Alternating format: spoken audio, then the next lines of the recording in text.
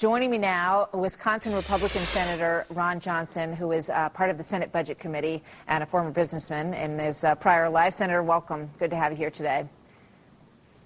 Good morning, Martha. Thanks for having me on. Good morning. We'll call it a good morning, except when we look at the Dow. What's your reaction to what we're seeing happen in the markets this morning, Senator? Well, it's a real tragedy today, and honestly, Martha, it's been a real tragedy for the last 3 years. This has been a disaster for our economy. This is really hurting people. Their 401ks are plunging. And the sad fact of the matter is we do not have leadership in this country.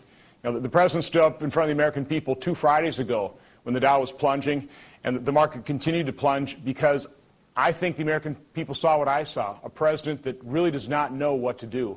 And Martha, I don't think he ever has known what to do because he's never had any experience in the private sector. He doesn't know how to create jobs. He honestly believes the government can create long-term self-sustaining jobs.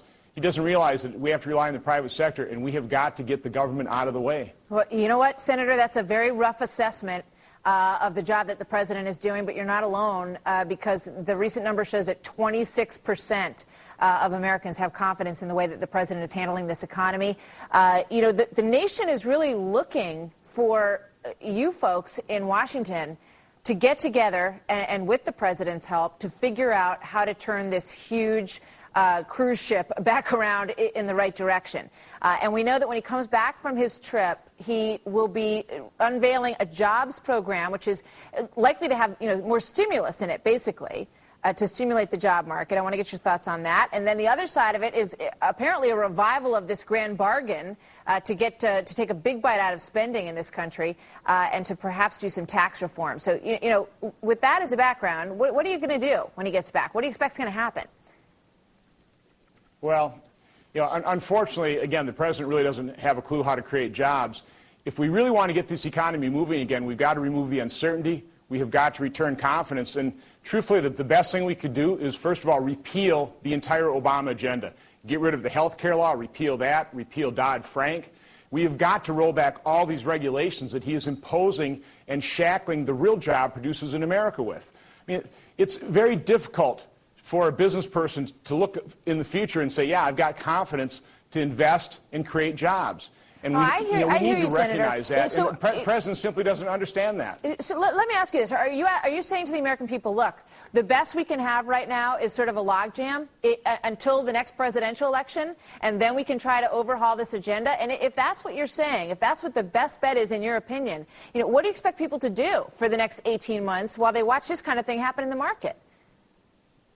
Well, again, it's just a false assumption that the government can actually create jobs. It can't. And when you have a president of the United States, when he bets the entire U.S. economy on the government actually being the solution, I hear what you're saying, and I understand your philosophy. So, I understand your philosophy. But what I'm asking you is, what do you say to the American people in this situation who are desperate in many cases, right? And they don't want to wait until the next presidential election necessarily to get things moving again. So is there anything short of just, a logjam on Capitol Hill and waiting that you could suggest, to the American people at this point? It's difficult not to have a logjam when you don't have the president showing leadership. He talks about this grand bargain, but I haven't seen anything on a piece of paper. He's talking about a new jobs program. Well, what's he been doing for the last 2.5 years? I mean, the Democrat Senate hasn't put a budget on the table, hasn't passed a budget in over 2 years. So it's very difficult for somebody like myself who is willing to work with anybody, who is willing to seriously tackle this issue. We don't have anybody working in good faith on the other side. I mean, the fact of the matter is we do need a credible plan for reducing the rate of growth in the size of government. I mean, the root cause of this problem, Martha, really is the size, the scope, all the regulations, and the cost of government. And until we recognize that, until we start addressing that, I don't see confidence returning. I don't see the level of uncertainty being reduced. And that's what we have to do to get the economy going. We have to rely on the private sector. Well, that's a tough situation if that's what we're looking at in terms of the next 18 months in this thing. Senator Ron Johnson, it's always good to hear from you, sir. And we thank you very much for being here today. Thanks for having me on.